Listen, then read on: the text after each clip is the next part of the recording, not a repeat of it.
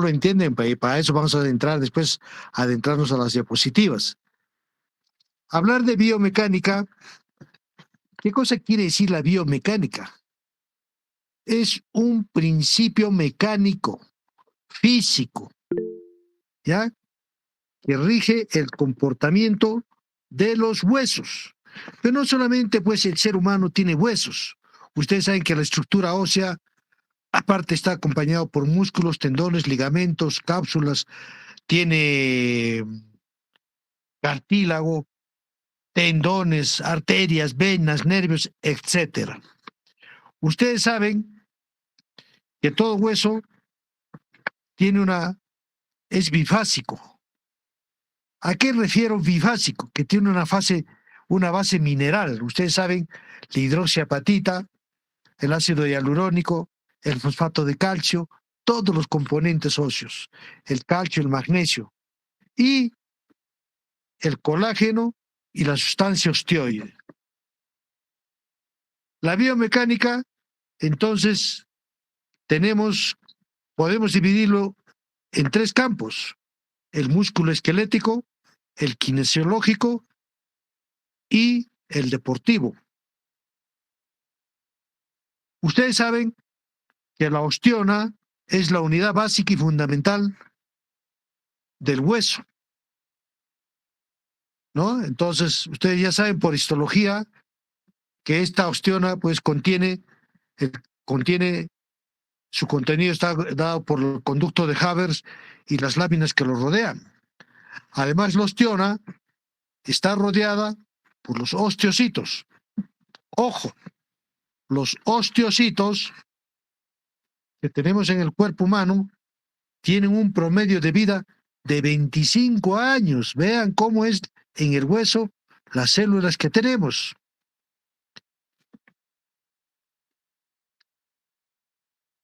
Ahora, estos osteocitos se forman a partir de los osteoblastos. Los osteocitos representan el 95% de las células óseas en la matriz osteoide, acompañada por la proteína que está de moda, que es el colágeno. Esta proteína representa, pues, un tercio del peso del cuerpo. O sea, el 30% de proteínas del cuerpo humano están representadas por el colágeno. Ustedes saben los tipos de colágeno 1 al 5.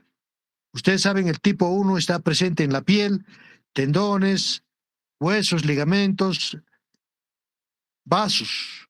El tipo 2 en los cartílagos. El tipo 3 en las fibras reticuladas. El cuarto en la membrana basal de las células. Y el quinto están junto con los de tipo 1 y en los tejidos. Ahora, ¿qué pasa cuando nos falta colágeno en el cuerpo? Ahí viene el problema. Ahí vienen las deformidades. Ahí vienen las deformidades óseas y musculoesqueléticas.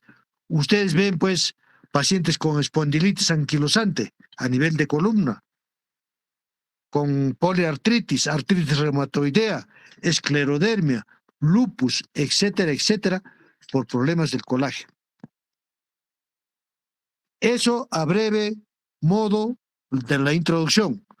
Voy a dar paso a sus compañeros que han preparado el tema para que sigan exponiendo la parte de la biomecánica. ¿Por qué es importante la biomecánica? Porque el ser humano, nosotros como personas, tenemos nuestro centro de gravedad. Así como la Tierra tiene el centro de gravedad que está a 3.000 kilómetros de profundidad, nosotros también, el cuerpo humano, tenemos nuestro centro de gravedad que está a nivel de la vértebra sacra 2, por delante de 2 centímetros. Pero esto varía en el sexo masculino y en el sexo más femenino. En el sexo femenino está un poco más debajo de la S2. ¿Por qué? Porque la contextura de la mujer es diferente. Tiene en sí la mujer una pelvis ancha, muslos largos, pero piernas cortas, lo que es contrario en el sexo masculino. Bueno, vamos a dar paso a sus compañeros. Los escucho, jóvenes.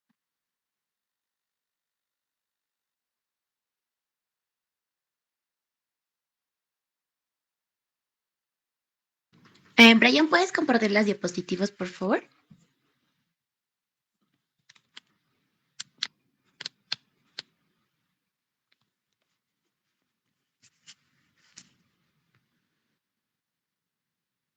A ver, ¿me han escuchado, jóvenes? Sí, doctor. Ya, a ver, esperamos a ver lo que han preparado sus compañeros. Ya, doctor, compañeros, ante todo tengan ustedes una maravillosa noche. Mi nombre es Rubí Gilda Quispe-Aquino. Y el día de hoy vamos a empezar con el primer tema que corresponde a nuestro grupo. Bueno, en sí son dos temas grandes que están separados por dos colores distintos, como pueden ver en pantalla. El primero que vamos a tocar es la biología y la reparación ósea, acompañado de la biomecánica de fracturas, del que el doctor ya nos dio una breve introducción. Y vamos a finalizar con la osteosíntesis, los métodos y los tipos que existen. Siguiente diapositiva, por favor. Aquí podemos ver, siguiente, una frase que va a poder ponernos en contexto. El esqueleto, oculto a la vista y a menudo a la mente, es una masa formidable de tejido que supone alrededor del 9% del volumen del cuerpo y el 17% del peso. La estabilidad y la inalterabilidad de los huesos secos y su persistencia durante cientos o incluso millones de años, después de que los tejidos blandos se hayan convertido ya en polvo, nos ofrecen una imagen falsa de lo que es el hueso en vida.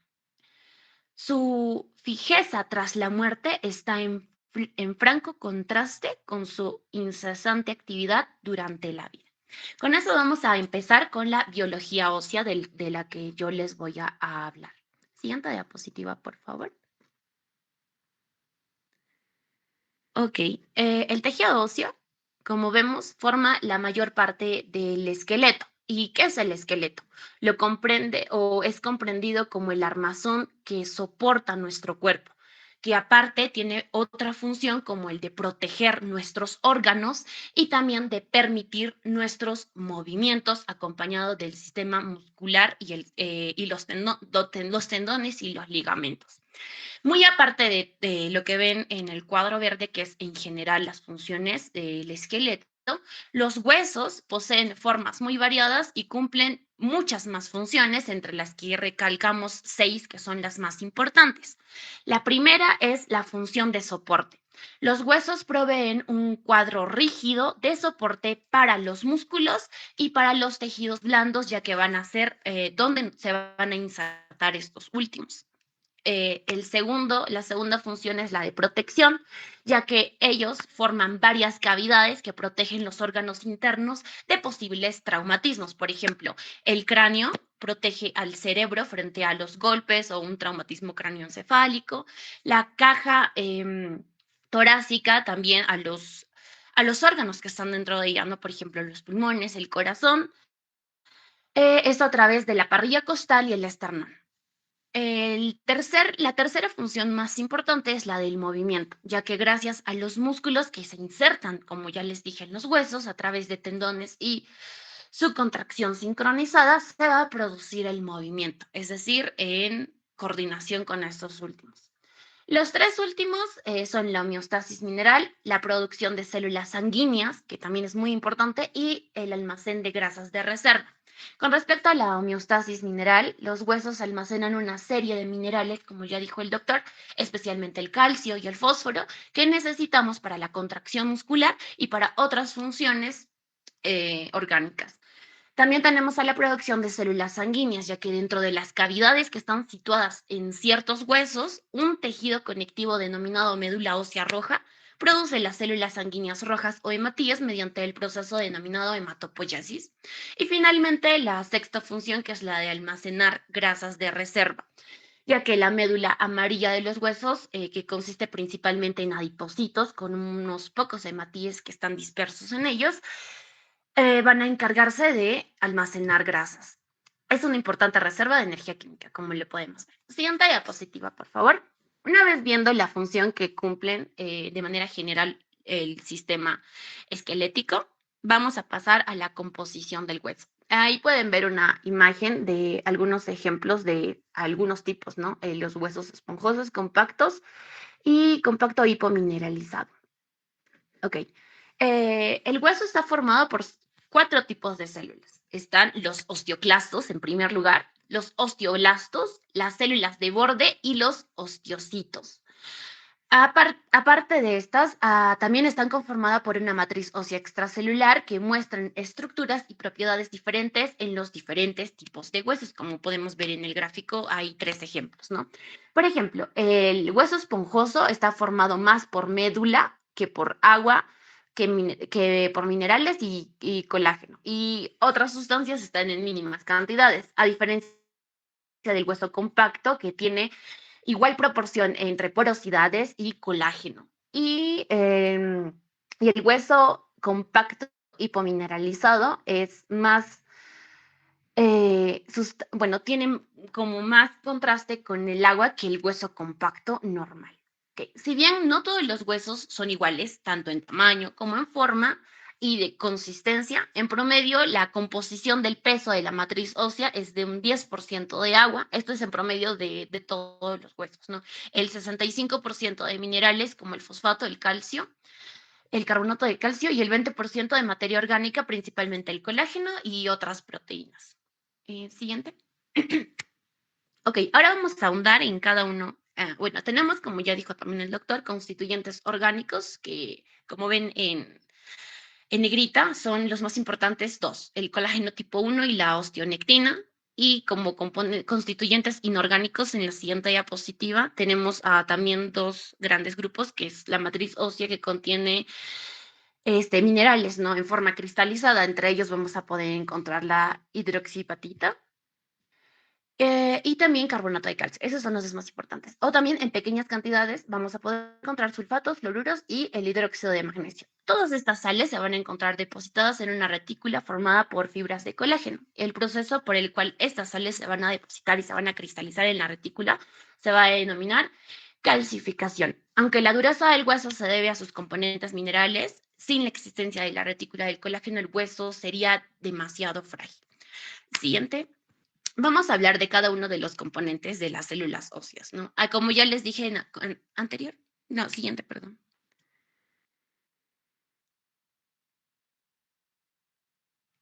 Ya, ahí está bien. Como ya les dije, los huesos están formados por 4 células principales, que son los osteoclastos, osteoblastos, osteocitos y las células de borde.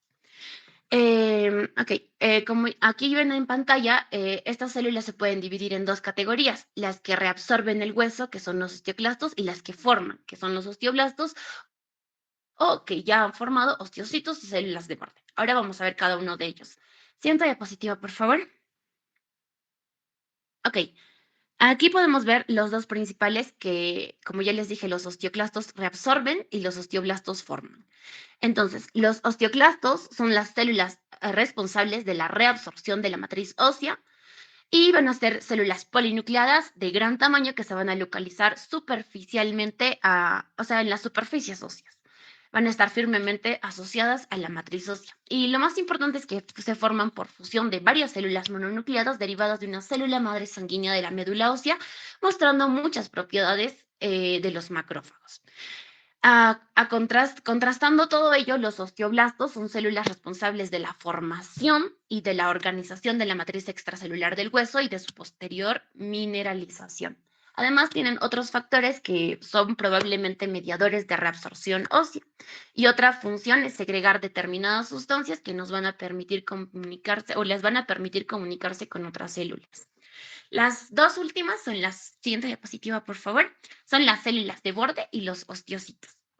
Las células de borde son también denominados bone lining cells, que provienen de los osteoclastos.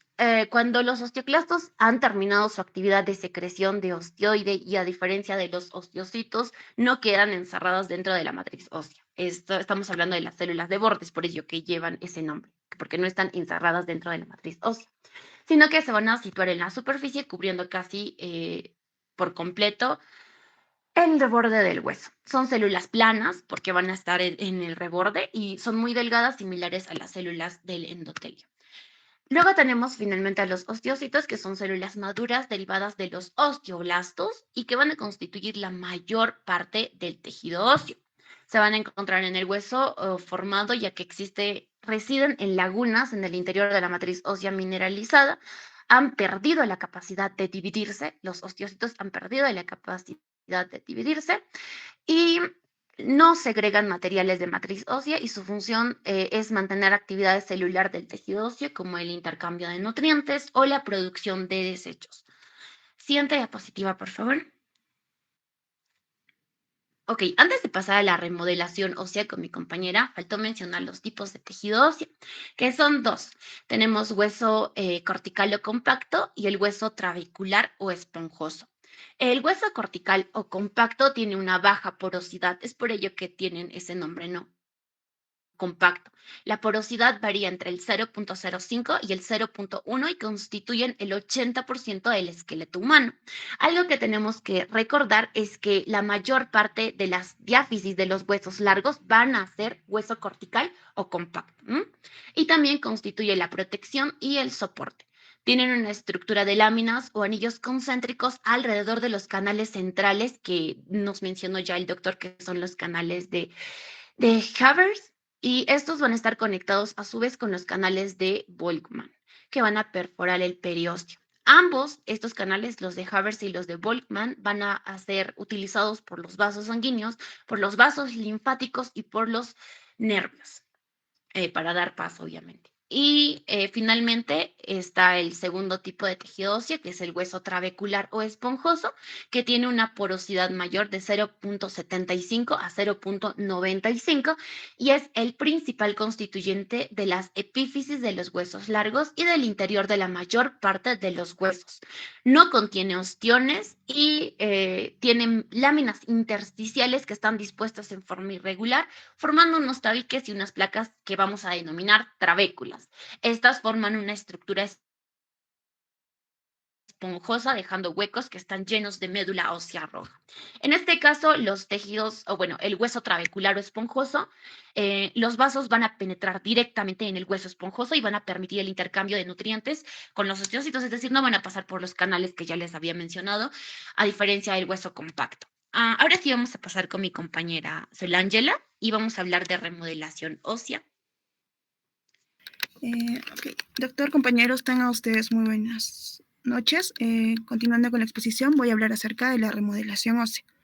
Bueno, recordemos que el hueso va a tener diferentes tipos de propiedades y una de ellas va a ser la capacidad de adaptarse tanto a las influencias mecánicas que va a estar expuesta o va a estar sometida, por lo cual la remodelación va a variar ya sea en su parte interna como en su parte interna.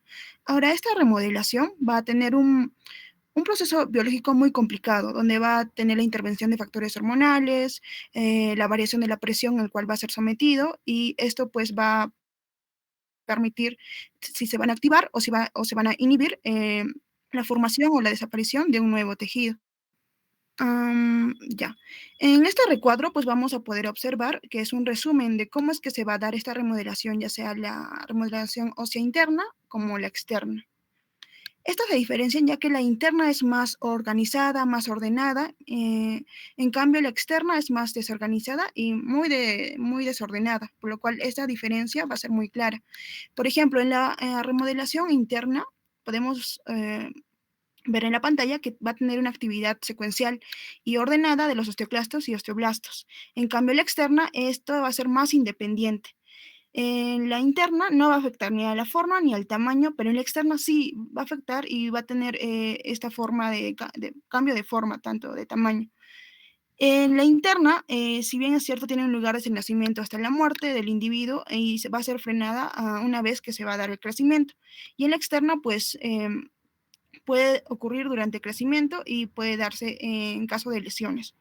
En la parte interna va a ocurrir de manera episódica, con un principio y un final muy establecido, muy claro. En cambio, en la remodelación ósea externa, este va a tener un proceso muy continuo y prolongado y que no va a tener un punto final muy claro. En la remodelación ósea interna va a tener a mantener el hueso y esto se va a poder mantener con la edad y puede producirse una pérdida neta de masa ósea. En cambio, con la externa, pues puede crear o destruirse grandes cantidades de hueso, por lo cual es un poco más desorganizado. Siguiente, por favor. Una vez que ya terminamos de hablar de la biología ósea, vamos a hablar acerca de la reparación ósea. Recordemos que la reparación ósea pues, va a ser un proceso biológico en el cual va a tener una consolidación. Si bien es cierto, en diferentes partes del tejido o restos de tejido del organismo va a haber una reparación celular mediante un reemplazo de tejido. Ya sea por un proceso de cicatrización. Sin embargo, en este tejido óseo, pues va a tener un mecanismo de regeneración o de reparación, por lo cual va a tener esta regeneración tisular, el cual va a ser sustituida por el mismo tejido óseo. Siguiente, por favor. Bueno, para que se dé una reparación ósea, pues tenemos que saber qué es una fractura. Una fractura vendría a ser la solución de la continuidad de un hueso o también la falta o pérdida de la unión de las partes. La fractura, como recordamos en la tarde, se mencionó que está caracterizada por el dolor, por las tres dolor, deformación y la disfuncionalidad que podría tener este tejido óseo. Esta va a tener fases de reparación ósea que se van a clasificar en cinco fases. Primero vamos a tener una fase de hematoma, la segunda vendría a ser una fase de inflamación y de angiogénesis, la tercera una fase reparadora, o también que es la formación del callo blando, la cuarta vendría a ser la fase de osificación, cuando va a tener ya una formación de callo duro, y la última que es la fase de remodelación, que pues es una propiedad que ya se mencionó anteriormente. Siguiente, por favor. Vamos a hablar de cada una de ellas. En la fase de hematoma vamos a considerar que generalmente puede darse en un día. Esta pues indica que la sangre se va a extravasar y va a liberar moléculas de señalización que van a activar esta cascada de consolidación. Entonces, luego de eso, posterior a ello, tenemos la fase de inflamatoria y de angiogénesis, que puede durar de 1 a 7 días.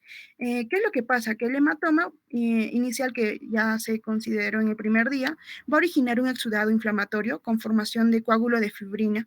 Y tras esto, va a darse un proceso de necrosis de los extremos óseos, donde se van a favorecer esta actividad osteoclástica. Entonces, una vez que ocurre todo esto, luego se va a dar la vasodilatación y la hiperemia de los tejidos blandos, donde va a promover la formación de capilares que van a invadir el hematoma y van a estimular la proliferación celular. En este periodo, pues van a intervenir tanto neutrófilos polimorfonucleares, macrófagos y también fibroblastos. Tanto la fibrina y las fibras reticulares y el colágeno van a ser sustituidas por tejidos de granulación. Y este proceso dura aproximadamente de 1 a 7 días. Siguiente, por favor.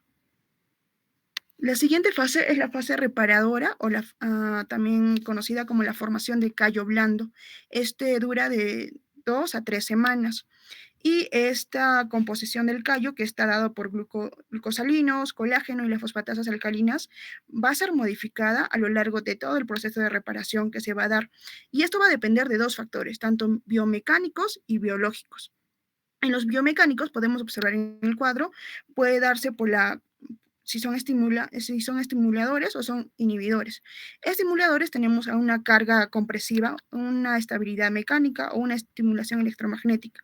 Y los inhibidores, vamos a tener la distracción, la inestabilidad mecánica y la interposición de las partes blandas.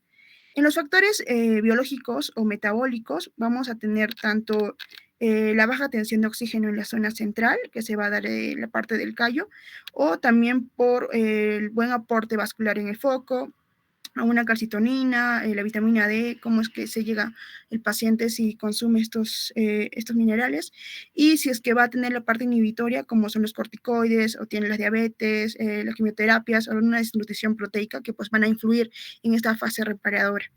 En la cuarta fase, que es la fase de osificación, o la fase de formación de callo duro, que va a partir de la tercera semana hasta el cuarto mes aproximadamente, es donde va a comenzar o es donde se va a dar que el callo blando se va a convertir en un tejido ya rígido y más calcificado y va a formar este callo duro.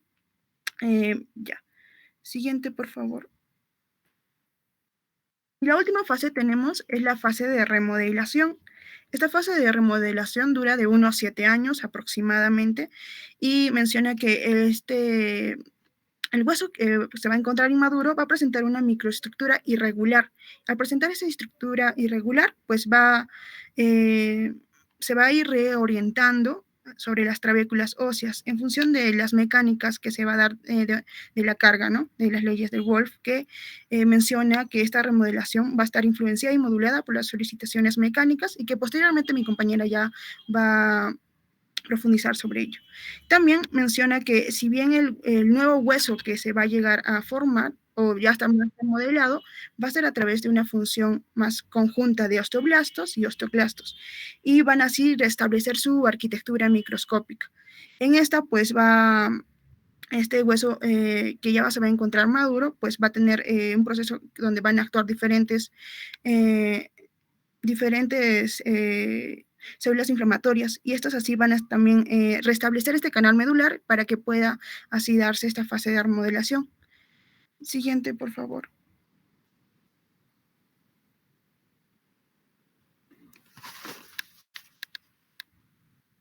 Ya. Y por último tenemos los tipos de reparación ósea. Para el tratamiento de fractura vamos a tener como objetivo, como dije, la consolidación. Y hay dos tipos de reparación ósea, puede ser primaria o puede ser secundaria. La primaria también es conocida como directa o cortical. Tiene las características de que tiene reducciones anatómicas con una estabilidad más absoluta. Y la consolidación indirecta o secundaria se va a traducir como una fractura tratado con inmovilización o con una fijación estable, como puede ser un yeso o puede ser un vendaje.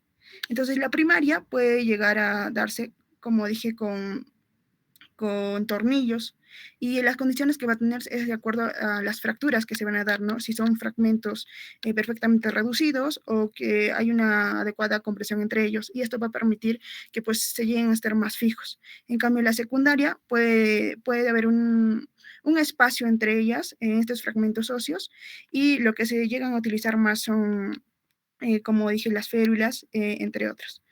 Siguiente, por favor. Ya, luego hablaremos de la biomecánica ósea. Siguiente. La biomecánica ósea, una vez que ya se dio este proceso de consolidación ósea, va a permitir la reparación que es la reparación de esta fractura, y que esto va a permitir la continuidad de esta pieza ósea y así recuperar todas estas propiedades biomecánicas. Aparte, si bien es cierto, en los textos anteriores y con el paso del tiempo, pues si bien es cierto, solo había un tipo de terapia que vendría a ser la conservadora, sin embargo, con el paso del tiempo, pues estas van a mejorar y vamos a tener nuevos conocimientos de biomecánica ósea y la fabricación de nuevos materiales que van a tener esta facilidad de optimizar la fijación de las fracturas, y que sean métodos menos invasivos y que sean en menos tiempo, y también produzcan que se lleguen a facilitar y sea de más precoz este apoyo y limitación que va a tener, limitar los riesgos que se va a dar o las complicaciones, como puede ser infecciones o la osteoartrosis y callos viciosos. Siguiente, por favor. Bueno, en cuanto a ello, pues en consideraciones generales tenemos que las propiedades mecánicas van a depender tanto de la propiedad del material y de su estructura. También tenemos que recordar que cómo se llega a dar este comportamiento intrínseco, tanto del material independiente como de la geometría de la estructura. Y también vamos a tener un módulo de elasticidad, que es conocido como el módulo de Young, donde va a relacionar la carga y la deformación, y se puede ver en la primera imagen. Bueno, en esta tenemos que es una prueba mecánica que va a determinar el módulo de elasticidad usando una probeta homogénea, donde menciona que la deformación, que es una medida en función del cambio de longitud, va a tener relación con respecto a la longitud inicial. Y esto va a estar determinado por la carga, cual va a ser registrada durante la prueba y va a ser expresada newtons sobre metros cuadrados. Luego tenemos que la relación de la deformación va a ser igual a esta fórmula, el cual va a determinar el módulo de elasticidad. Y como dije, esta propiedad mecánica va a depender de la propiedad del material, por lo cual en el cuadro inferior podemos obtener que es los diferentes materiales que tenemos, tanto el aluminio, el acero inoxidable, el titanio, el hueso cortical, el cemento quirúrgico, el hueso esponjoso y el polietileno altamente reticulado, que ya va a ser hablado mejor por mi compañera. Eso vendría a ser todo por mi parte. Le doy paso a mi compañera. Gracias.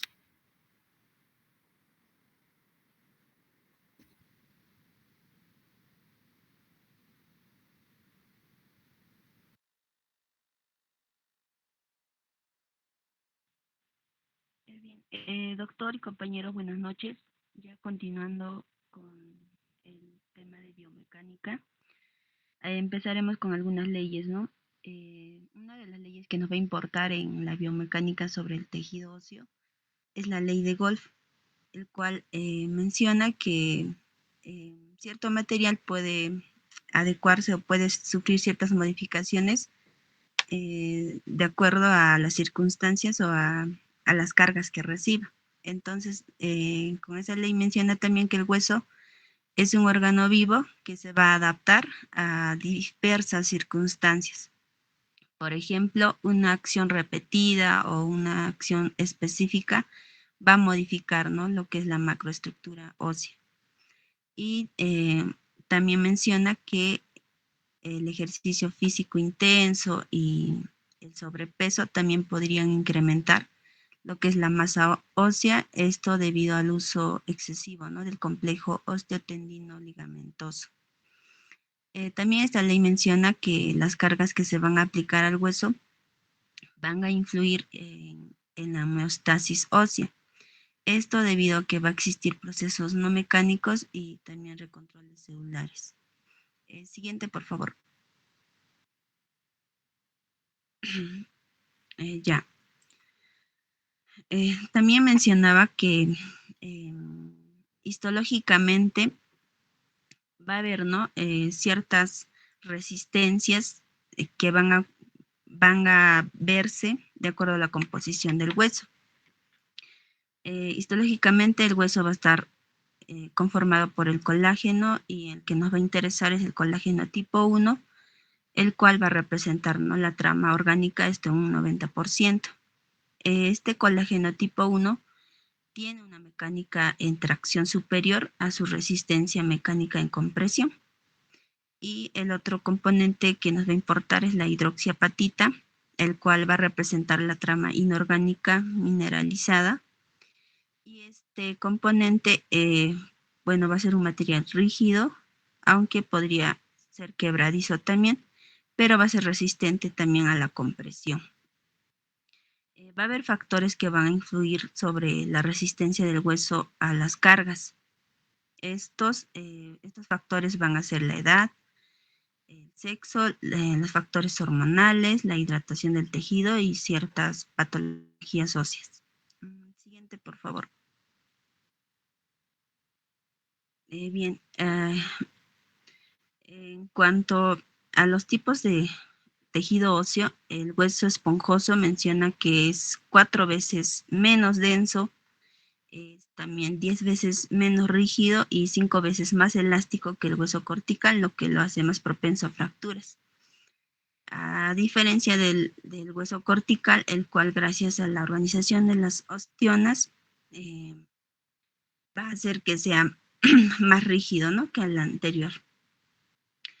Y también menciona que en cuanto a las variables de fuerza y deformación, el hueso cortical presenta un bajo índice de deformación, a diferencia del hueso trabecular o esponjoso, el cual va a tener un alto índice de deformación, casi un 50%. Y esto también, estas propiedades van a depender, ¿no?, del tipo de tejido. Y también va a estar en relación a la función de la carga. Siguiente, por favor. Bien, va a existir diferentes tipos de deformación. Dentro de estas tres, hay tres clasificaciones, ¿no? Una de ellas es las fracturas por fragilización del hueso, el cual las cargas necesarias para producir una fractura van a depender del tipo, bueno, de la calidad del hueso. Y en este tipo de fracturas generalmente van a ser producidas por un bajo impacto, ¿no? Es decir, caídas de repente desde la altura de bipedestación. Y estas fracturas pueden ser consecuencia de una osteoporosis o un tipo de malnutrición extrema. En cuanto a las fracturas por fatiga, menciona que el hueso va a fragilizarse a causa de cargas fisiológicas repetidas.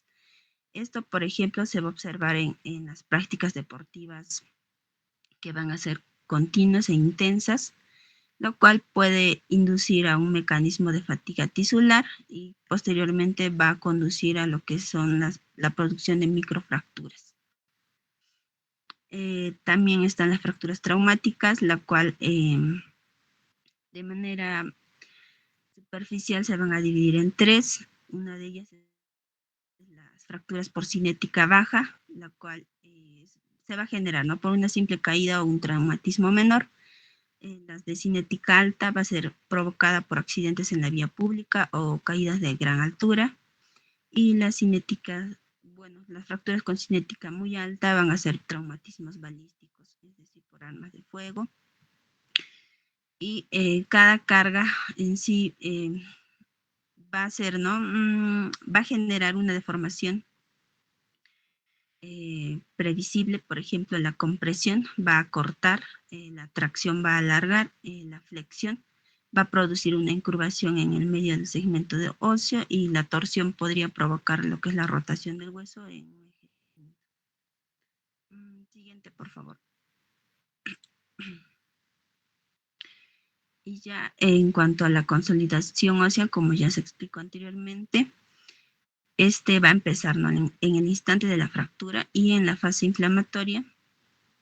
Lo que nos va a llamar la atención, bueno, lo que nos va a interesar es que en esta reacción inflamatoria se va a inducir el reclutamiento y la activación de los precursores a través de una cascada enzimática.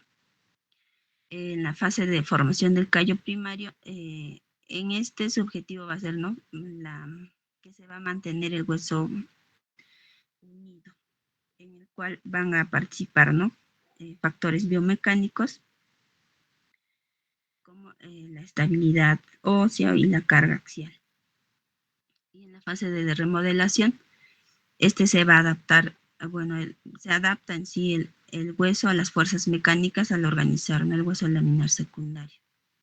Y en cuanto a la influencia de la reanudación del apoyo, nos menciona que la reanudación de apoyo después de una fractura va a depender de numerosos parámetros, como es el tipo de fractura, su estabilidad y el manejo de los tejidos blandos que van a ser afectados en la fractura. Siguiente, por favor.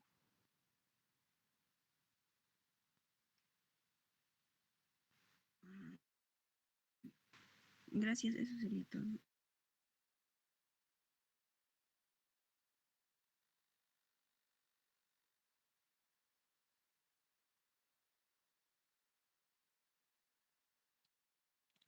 ¿Quién va a continuar?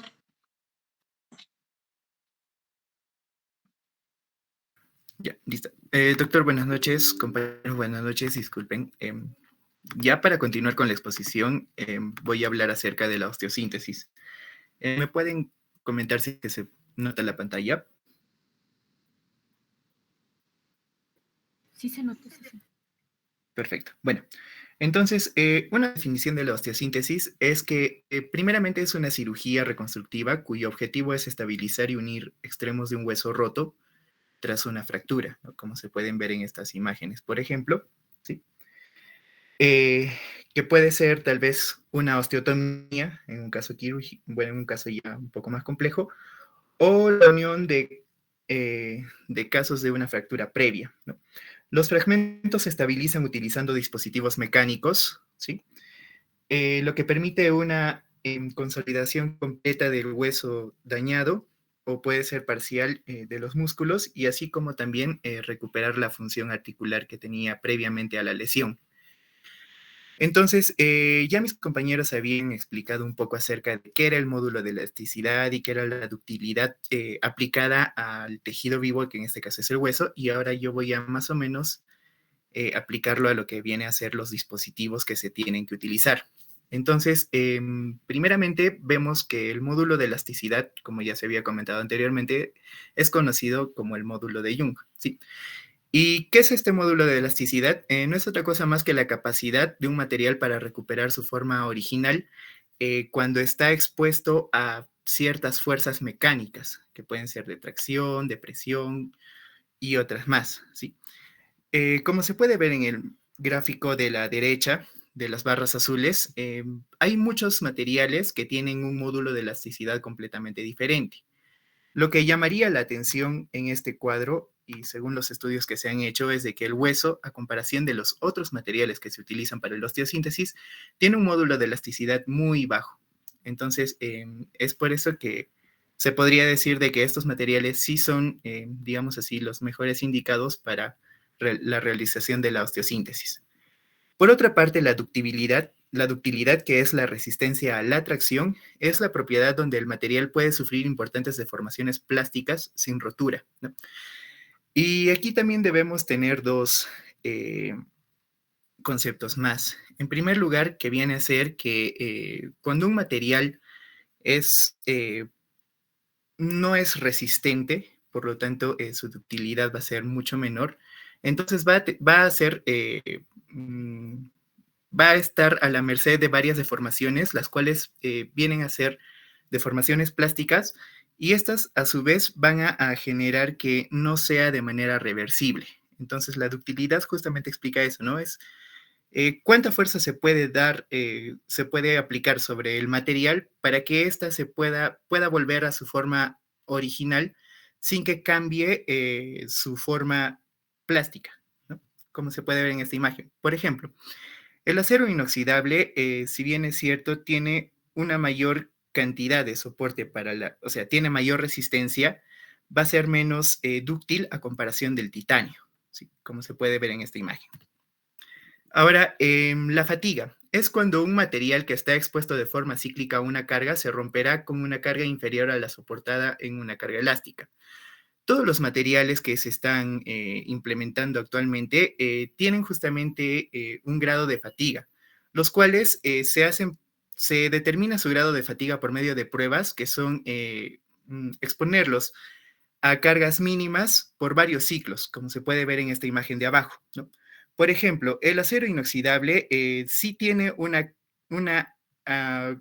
alta tensión con respecto al peso que se le puede brindar, pero la carga cíclica, o sea, digamos, vamos a ponerle una vez y otra vez y otra vez con bajo peso, va a ser menor que la del titanio, ¿no? Justamente por la propiedad de ductilidad que ya había explicado anteriormente. Ahora, con respecto a la biocompatibilidad y propiedades de superficie de los implantes, pues hay demasiados materiales como es el acero inoxidable, el titanio, las aleaciones de titanio, los cerámicos y otros polímeros, los cuales son materiales que corresponden a los estándares internacionales y biocompatibles. Cuando se refiere a biocompatibilidad, significa de que no va a haber una respuesta por parte del cuerpo al elemento extraño que se está añadiendo, ¿no? No va a haber esa respuesta de inflamación y no va a haber esa respuesta de no querer aceptar el cuerpo al material que se está incluyendo. Entonces, estos elementos deben tener las siguientes propiedades, que viene a ser en primer lugar la rigidez, la cual es la capacidad para resistir las deformaciones. Así también los materiales deben ser resistentes, o sea, deben tener una capacidad de resistir a las fuerzas aplicadas. También deben ser plásticos, o sea, deben tener la tolerancia a la deformación antes que a la rotura. Y la resistencia a la corrosión y el desgaste, que es prácticamente la destrucción del metal con liberación de iones metálicos y el desgaste por la producción de partículas de la superficie, ¿no? Por ejemplo, entre el titanio y el acero, el titanio es menos corrosible, ¿no? justamente porque cuando está en contacto con los tejidos vivos va a generar una capa de oxidación del titanio, la cual esta capa va a formar una película por toda la superficie del titanio y de esta manera va a exponer menos, va a ser menos expuesto a la corrosión a comparación de otros metales. También tenemos que tener en cuenta que la incidencia de infecciones en experimentos es mayor con implantes de acero que con implantes de titanio. Y la elección del material del implante depende de la prioridad que se otorgue a las ventajas mecánicas o la tolerancia biológica. Como ya vamos a ver más adelante, por ejemplo, hay materiales que sí o sí, hay materiales que sí o sí se tienen que retirar, como hay materiales que tal vez se pueden dejar ya por varias otras variables como son el costo o tal vez la nueva incidencia de una cirugía que posiblemente no sea favorable para el paciente, ¿no? Entonces, los materiales que se utilizan en primer lugar son los metales. El acero inoxidable es uno de ellos. Se aplica en los implantes de acero inoxidable y el cual se utiliza mayormente en placas y tornillos. Tiene una elevada ductilidad y es ideal para el intraoperatorio. Ahora, el acero inoxidable también puede tener una cantidad baja de níquel, esto ya como aleación, y suele tener un contenido de níquel entre el 3 y el 16%. Las propiedades que tiene esta aleación entre el acero inoxidable y el níquel es de que tiene fuerza, resistencia a la corrosión y resistencia a la rotura. Son sensiblemente superiores a los aceros de bajo contenido en níquel que en los aceros inoxidables estándar. Entonces debemos recordar de que el acero inoxidable es justamente una aleación con níquel más. Y las aleaciones a base de cobalto son no magnéticas, resistentes al desgaste y a la corrosión y al calor. Estas aleaciones se utilizan habitualmente para la cirugía protésica. Y acá podemos ver, estas normas ISO son las que dan características a los varios elementos que van a componer los dispositivos para la osteosíntesis, como se puede ver en esta imagen.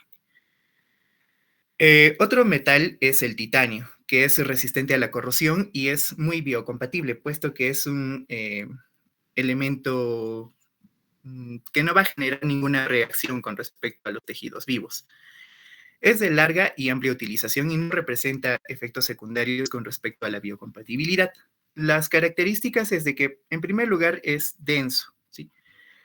Es menos denso, con unos 4.5 gramos por centímetro cúbico, a comparación de los aceros inoxidables, que son mucho más densos. Y el titanio tiene una mayor elasticidad.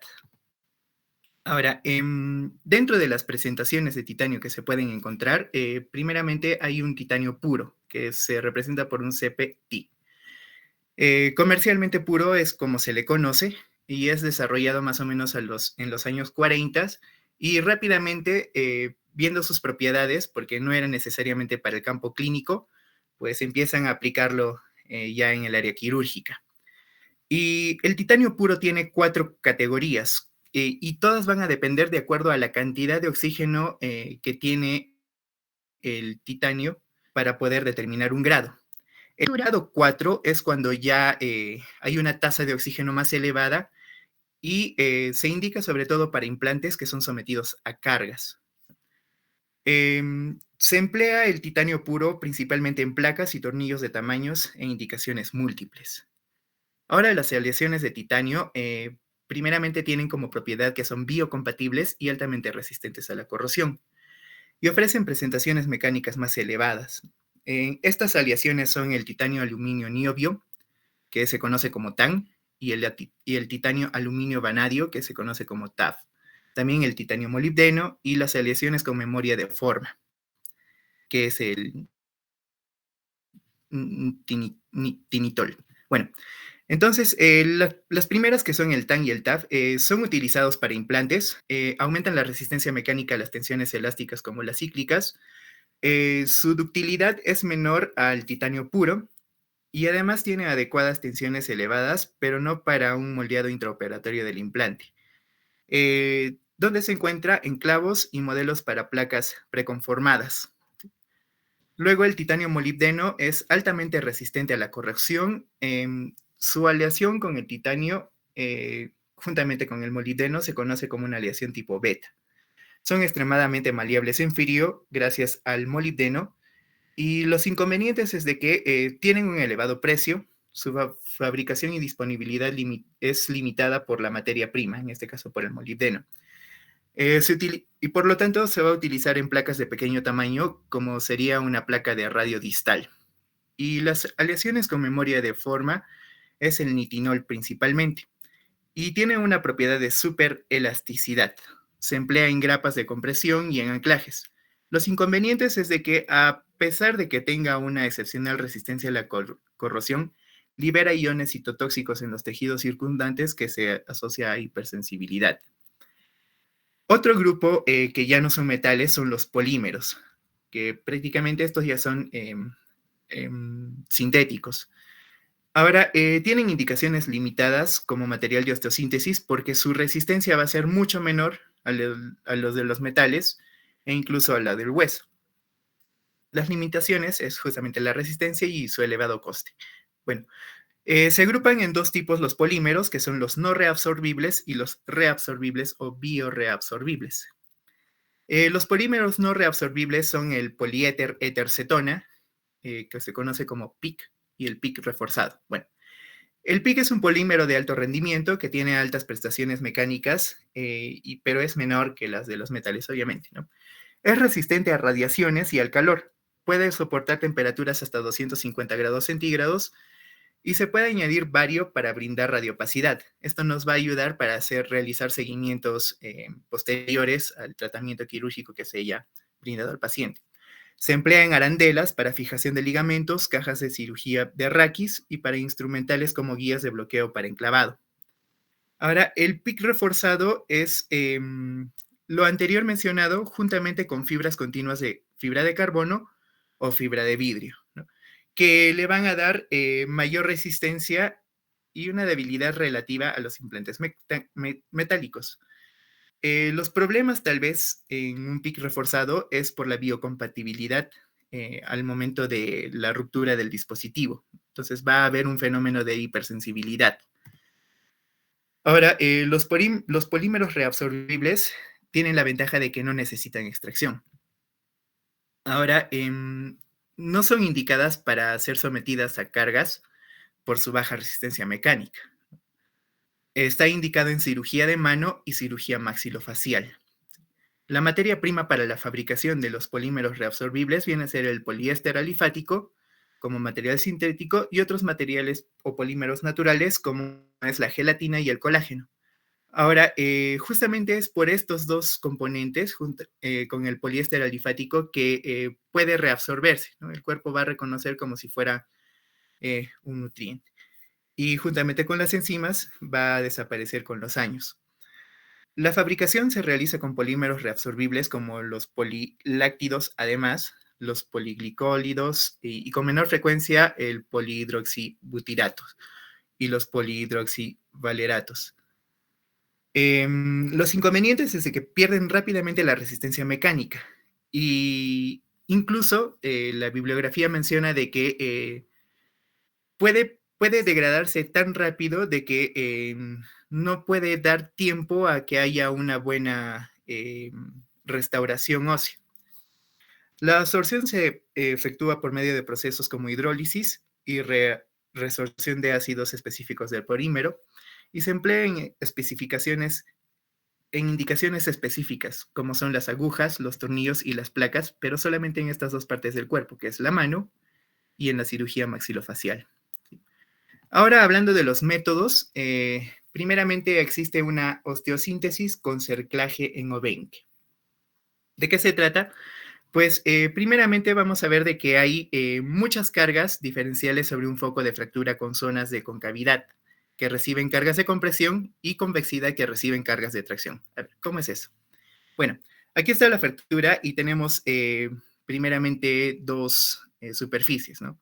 Una que viene a ser una superficie cóncava y otra que es una superficie convexa, ¿sí? Entonces, aplicamos una fuerza justamente que venga a ser perpendicular a la fractura y de esta manera vamos a ver de que por su posición y por su posición anatómica y por las fuerzas que se aplican, entonces se tiene que indicar este tipo de osteosíntesis, ¿sí? Ahora, está indicada en el tratamiento de fracturas no conminutas, está indicada en fracturas epifisiarias e inestables por la tracción muscular como las del olecranon y la rótula, ¿sí? En esas dos. Justamente por esas dos fuerzas que se dan, ¿no? Una que comprime en la concavidad y una que genera fuerzas de tracción en la convexidad. Ahora, convierte a las fuerzas de tracción, o sea, las del lado del tríceps braquial o del cuádriceps, en fuerzas de compresión sobre el foco de la fractura, como se puede ver acá. Para el tratamiento de una fractura transversal simple de olecranon, se introducen dos agujas Kirchner, en primer lugar, en sentido perpendicular al foco de la fractura hasta la cortical anterior, que viene a ser esta parte, de cúbito, con un alambre que se efectúa un montaje en forma de 8, como se puede ver en esta imagen. Ahí está el alambre en forma de 8, a través de una perforación distal en la cortical posterior del cúbito, por esta parte, ¿sí? Lo que permite trasladar las fuerzas de tracción en compresión hacia los ejes de las agujas. Y de esta manera se puede estabilizar la fractura. Ahora, el tratamiento de una fractura transversal de la rótula es similar a la del olecranon, y el alambre pasa por delante de la rótula y alrededor de los extremos proximales y distales de las agujas, y se ordena una movilización precoz para favorecer la consolidación. Otro tipo de osteosíntesis es la osteosíntesis con tornillo. Pero primero, para hablar cómo se hace, es necesario saber las partes de un tornillo en traumatología. Entonces, el tornillo está conformado por una cabeza, está conformado por el roscado, está conformado por el paso del tornillo, los cuales son estos espacios, tiene un diámetro externo y un diámetro interno, ¿sí? Entonces, los tornillos son de varios tipos y pueden clasificarse según el material, en primer lugar, que pueden ser de acero o titanio, incluso pueden ser de polímeros. Ahora, según su uso, pueden ser canulados, de autoenroscado, pueden presentar un roscado incompleto o incluso dos roscados distintos para una compresión intraósea, como es el principio en el tornillo de Herbert. Y según la calidad del hueso a la cual se va a aplicar, puede ser tornillos para la cortical o puede ser tornillos para hueso esponjoso. Como les había comentado, existen dos diámetros del tornillo. El diámetro interno, que también se llama el alma del tornillo, es un diámetro de perforación previo a la introducción del tornillo y determina la resistencia, ¿sí? El diámetro interno determina la resistencia. Y el diámetro externo está definido por el diámetro del roscado, o sea, el diámetro mayor, y determina la resistencia del tornillo en tracción, ¿sí? Ahora, ¿cuáles son las indicaciones para el uso de tornillo en la osteosíntesis? Es para huesos de las extremidades con respecto a la traumatología, como en las fracturas de las falanges y escafoides, y en ortopedia, sobre todo en la cirugía de pie, hallux valgus. La diferencia entre traumatología y ortopedia es de que en traumatología se ve sobre todo casos de trauma, golpes, donde hay algún tipo de lesión por causa de una fuerza externa, y en ortopedia se ve sobre todo malformaciones, ¿sí? Ahora, también está muy difundido para la osteosíntesis de las fracturas unicondilias de los platillos tibiales, de las espinas tibiales en un niño, o incluso en una fractura cervical verdadera y estable del cuello femoral o de una fractura sacra. Hay dos tipos de tornillos más usados que vienen a ser los tornillos canulados, que es amplia en las indicaciones, y están los tornillos interfragmentarios, que pueden servir para colocar en el foco de la fractura en compresión antes de completar un montaje con una placa. Ahora, la colocación de un tornillo interfragmentario, o sea, como se puede ver en la imagen inferior, va a estar comprendida en dos etapas. En una primera etapa se tiene que reducir la fractura y se inmoviliza con pinzas para la reducción. De una cortical a la otra se perfora un conducto cuyo diámetro es igual al diámetro interno del tornillo, a este de acá. ¿Sí? A continuación, el orificio de la cortical proximal en esta parte, se agranda con una broca cuyo diámetro es igual al diámetro externo de la parte roscada del tornillo. O sea, esta de acá, más grande. Y el tornillo no se fija al primer fragmento, y por esta razón ejerce una compresión sobre el segundo fragmento, que es en esta zona. Y la orientación del tornillo es fundamental en términos de eficiencia. Bueno, eso sería todo con mi parte. Voy a dar paso a mi compañera. Gracias. Bueno, ante todo, doctor, compañeros, tengan muy buenas noches. Prosiguiendo con los métodos de osteosíntesis, ahora vamos a ver la osteosíntesis con placa. Bueno, la placa sigue siendo el patrón oro para las osteosíntesis de las fracturas articulares, epífiso-metafisiarias y para algunas fracturas diafisarias. Es una férula interna que hace posible la alineación de los segmentos óseos y su participación en la biomecánica de la consolidación reside en la estabilización del foco de fractura y su compresión, ¿no? Como podemos ver en la imagen de la optimización de la localización de la placa, ¿no? En un hueso va a haber una convexidad y una concavidad, como ya lo explicaron. Entonces, la convexidad va a recibir cargas en tracción y la concavidad cargas en compresión. En la convexidad del hueso fracturado es donde se debe colocarse una placa para favorecer la compresión del foco. Siguiente, por favor.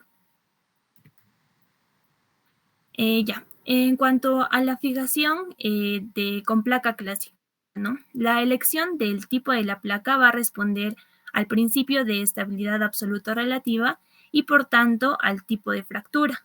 La Asociación Suiza para el Estudio de la Osteosíntesis fue la que desarrolló y difundió los principios, ¿no?, de reducción, fijación y estabilidad absoluta. Entonces, en esta fijación con la placa clásica, los tornillos se ajustan a la placa después de la confección de un preorificio. Esos tornillos apoyan la placa contra el hueso y de este modo se va a generar una fuerza de fricción entre la placa y el hueso, ¿no?, como se puede observar en la imagen. Siguiente, por favor. Esta compresión se puede obtener también con una pinza de reducción específica que va a permitir arrastrar la placa y generar la compresión. Después de esta placa, ¿no?, se observaron también otros tipos de placa, como las placas con orificios ovales o también placas de compresión dinámica, las placas de compresión universal, las placas de autocompresión. Todas estas van a servir para generar la compresión por deslizamiento de la placa sobre el hueso, esto al colocar un tornillo excéntrico en el orificio oval. Siguiente, por favor. Pero, ¿qué pasa si las fuerzas de fricción no bastan, ¿no? En este caso, los tornillos pueden ser móviles y pueden conducir al fracaso mecánico de la fijación, como se puede observar en la primera imagen. Este diseño ha ido avanzando hacia la creación de placas anatómicas y que van a ser adaptadas a cada localización de las fracturas. Es así que existen placas de contenido limitado, las cuales van a disminuir la superficie de contacto, pero van a conservar la fricción. Además de esto, van a ser específicos tanto el tamaño de la placa y de los tornillos, así como el número de estos, ¿no? Como podemos ver en el cuadro de abajo, se observan el número de tornillos y de corticales recomendado para algunas fracturas como el antebrazo, el húmero, la tibia y el fémur, como podemos observar. Siguiente, por favor. Bueno, otro tipo tenemos las placas con tornillos bloqueados. Esta va a ser, bueno, se va a establecer una unión tornillo-placa para crear un montaje de ángulo fijo. Estos van a servir para preservar la biología ósea, van a evitar el fallo secuencial de los tornillos y va a estar indicado en hueso osteoporótico, fracturas metafisarias y periarticulares y fracturas periprotésicas, ¿no? Como podemos ver en la imagen, se observa una comparación en la imagen o en la figura A, la estabilidad del complejo tornillo-placa corticales en un montaje con tornillos clásicos y en la imagen B con tornillos bloqueados. Siguiente, por favor. Otro método tenemos el clavo intramedular. Este concepto de esta técnica fue desarrollado en 1940 y se basó en el bloqueo del clavo a partir de la deformación elástica del hueso. En la actualidad, el clavo intramedular se va a colocar a foco cerrado en casi todos los casos y para esto se va a necesitar un control con amplificador de imagen, sobre todo para verificar, ¿no?, los efectos de rotación y el punto de inserción del clavo.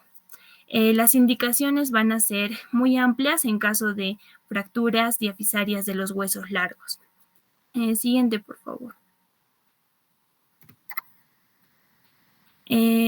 Por otro lado, también los nuevos diseños de clavos con un bloqueo proximal y distal bien cerca de las epífisis hacen posible el tratamiento de las fracturas metáfiso y epifisiarias, incluso articulares, y de las fracturas inestables o con gran pérdida de sustancia ósea. La reducción de las fracturas metafisarias y la estabilidad del sistema pueden mejorarse con tornillos de bloqueo que van a ser insertados ya sea en el plano frontal o anteroposterior. Y este método de osteosíntesis es considerado como estabilidad relativa y la consolidación se va a producir gracias a la formación de un callo. Siguiente, por favor. Otro método también es el fijador externo. El principio del fijador externo se basa en la reducción y la fijación del foco de fractura, pero sin la necesidad de actuar sobre los tejidos circundantes ni modificarlos. Este va a ser el tratamiento de elección de las fracturas abiertas, al menos de manera temporal, ya que va a permitir evitar la colocación de material de osteosíntesis en contacto con un foco potencialmente séptico. Estos dispositivos son utilizados en la estabilización ósea y van a consistir de un tutor externo que va por fuera de la piel y que se sujeta al hueso por medio de agujas o de tornillos, como podemos ver en la imagen. Siguiente, por favor. Bien, ahora vamos a ver los tipos de osteosíntesis. Siguiente.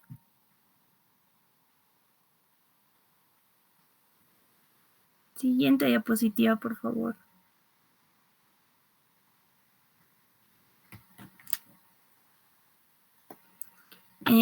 En la anterior diapositiva, por favor. Tenemos como tipos de osteosíntesis, ¿no? Tenemos que hablar de la estabilidad absoluta o relativa de la osteosíntesis.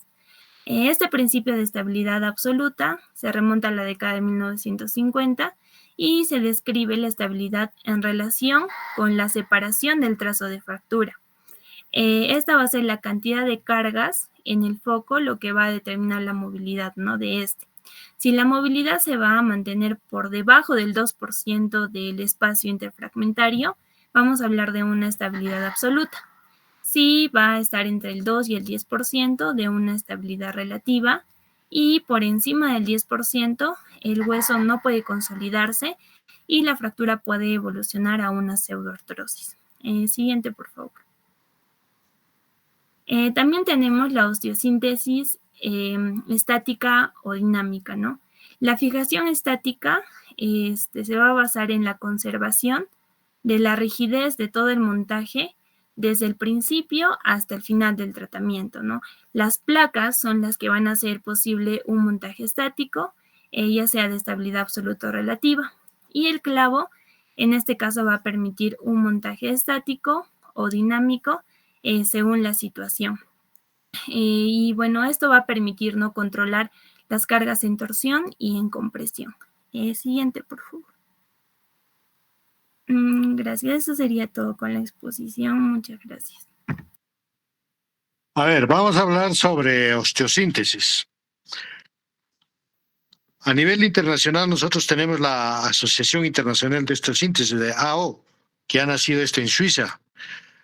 Antes de que se coloquen clavos, placas, tornillos, alambres, etcétera, en el ser humano, en Suiza pues han tenido que practicar en más de 30,000 perros, han hecho las prácticas primero. Ahora, Se considera pues a Kuncher, un médico alemán que introdujo el primer clavo endomedular a nivel en el mundo, en la Segunda Guerra Mundial. Con el paso del tiempo, a la fecha, a la modernidad, pues tenemos a la mano la resonancia magnética, la tomografía, parte de rayos X, y en sala de operaciones, depende de los centros hospitalarios, cuentan con equipos que nos permiten ver la fractura en forma directa. Así como la laparoscopía hacen los cirujanos, igual los traumatólogos también. Hay equipos para visualizar. Eso se llama el arco en C. Ayuda ese arco en C para poder alinear, evitar las rotaciones, las angulaciones en los huesos. Hablar de osteosíntesis, osteo es hueso, síntesis es la fijación del hueso por un medio interno o externo. Puede ser por tornillo, con un alambre, con placas, tornillos, clavos endomedulares, o a cielo cerrado, a cielo abierto, sin hacer, como se dice, procesos invasivos, mínimos cortes para colocar implantes. Depende de la técnica. Varía de acuerdo a la edad, al estado general del paciente, al estado nutricional. No todos los pacientes son tributarios a una misma placa, a un mismo fijador. Varía. Es de acuerdo a la experiencia del médico que tiene y elegir, ¿no?, el material adecuado que no le haga daño. Hablamos de las placas bloqueadas, las placas dinámicas, los clavos endomedulares rígidos, semirrígidos. Hablamos de una estabilidad absoluta, estabilidad relativa. O sea, lo que queremos es que prontamente el paciente camine, haga su actividad, porque por falta de movilidad abandonamos la biomecánica ósea, vienen complicaciones, la osteopenia, la osteoporosis, puede venirse complicaciones en el propio hueso, en el foco de fractura, como retardo de consolidación, la pseudoartrosis, etcétera. Pero lo más temible es siempre la infección que puede haber a nivel del hueso. Entonces, hablar de placas y tornillos, como les digo, es a criterio del cirujano. Existe cantidad para cada hueso en específico hay implantes, para la tibia, para el peroné, para el radio, cúbito, húmero, clavícula, para metacarpianos, metatarsianos, para columna. Para todo existe, para cirugía maxilofacial, cirugía de cráneo, en todo existen placas de pequeños fragmentos. Hablar del titanio, hablar del acero, depende del costo que hay que utilizar, porque un clavo endomedular, una prótesis de titanio cuesta 17,000, $20,000. ¿Quién tiene la plata en la mano? Sí. Entonces tenemos que adecuarlos a lo que se pueda y solucionar que el paciente pues se rehabilite y mejore, ¿no? Porque, como le digo, tener una fractura por diferentes mecanismos, por un accidente, caídas, etcétera. Hay fracturas complejas, fracturas que a veces en el accidente se pierde hueso, está totalmente dañado el tejido blando, el hueso a veces no se actúa inmediatamente, es un gran problema para nosotros. Pero, como les digo, la traumatología es recuperar lo más pronto posible al paciente para sus actividades y sus quehaceres. Ese es el objetivo, evitar las complicaciones y que el paciente pues esté satisfecho, porque uno tiene que plantear, decirles los pros y los contras de todos las técnicas y de los instrumentos, aparatos o placas y tornillos, clavos, etcétera, que se utilicen en el paciente. Porque no es lo mismo la función de un clavo endomedular, no es lo mismo la función de una fijación externa, no es lo mismo una placa ancha, una placa estrecha, una placa tercio de caño, una placa, etcétera, etcétera, etcétera, que tienen sus, como se dice, usos específicos en cada cirugía y en cada hueso. Así es, jóvenes. Ahí están el grupo de la próxima semana que va a estar conmigo, los 3 quispes. ¿Algún quispe hay? Sí, doctor. Sí, doctor, presente. Ya, me van a preparar para la próxima semana, para el miércoles, ya vemos la hora, fracturas abiertas o fracturas expuestas. Me preparan todas las diapositivas que ustedes vean por conveniente. Más que todo, hagan énfasis a la clasificación de Gustilo. Es lo que se aplica a nivel mundial, a nivel internacional, la clasificación de Gustilo, Anderson. ¿Ya? Eso es interesante. Acá en el Perú tenemos el padre de la fijación externa descartable, el doctor Aybar, que trabajaba en el Hospital 2 de Mayo. Se utiliza ese método de fijación externa en la guerra. Inmediatamente un soldado se pone clavos, se fija y se estabiliza la fractura. A lo que hemos llegado a la tecnología. Ahora no es necesario que el cirujano esté aquí. Podemos hacer telemedicina,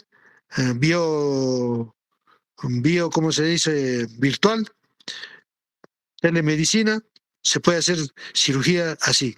Ahora la robótica está a la perfección, entrando también la tecnología robótica a nivel de cirugía de ojos, cirugía de cráneo y también en traumatología, porque el ser humano, por más que tenga, nuestro pulso a veces puede hacer variar. ¿Entiende? Entonces la robótica está dando mucho que hablar. Ahora un paciente que no camina, ya con los nuevos dispositivos pueden volver a caminar. Un paciente que tiene lesiones nerviosas puede mover los dedos. Todos estamos ahorita como les digo, en la biotecnología, en la tecnología de punta, o sea, en la nanotecnología. Estamos así y cada vez más, todos los días va cambiando las cosas. Estaremos tocando poco a poco esos puntos. ¿Alguna pregunta, jóvenes? Doctor, Dígame. bueno, nuestra delegada general de traumatología nos indicó que el tema número 1, que eran 2 en sí, le correspondía a nuestro grupo grande, que es de 6 personas. Y nosotros ya realizamos la exposición y suponíamos que el siguiente tema lo haría el siguiente grupo, doctor. Sí, el siguiente grupo, por eso ahí estoy viendo quiénes son ustedes son ahí 3 quispes ahí. ¿Quiénes van a rotar conmigo en el hospital la próxima semana? Nosotras vamos a rotar, doctor, pero como son 5 temas Ya, en la ustedes primera están- unidad, Ya. A ver, organícense algún grupo que se encargue de hacer esa exposición, ya, me avisan. Urgente, no vamos a estar descuidándonos ni atrasándonos porque ahorita ya se viene y ya viene el primer examen, después estamos ahí atrasados y no cumplimos las metas. sí, doctor. Ya, estamos pendientes entonces, ya, gracias. Muchas gracias, doctor.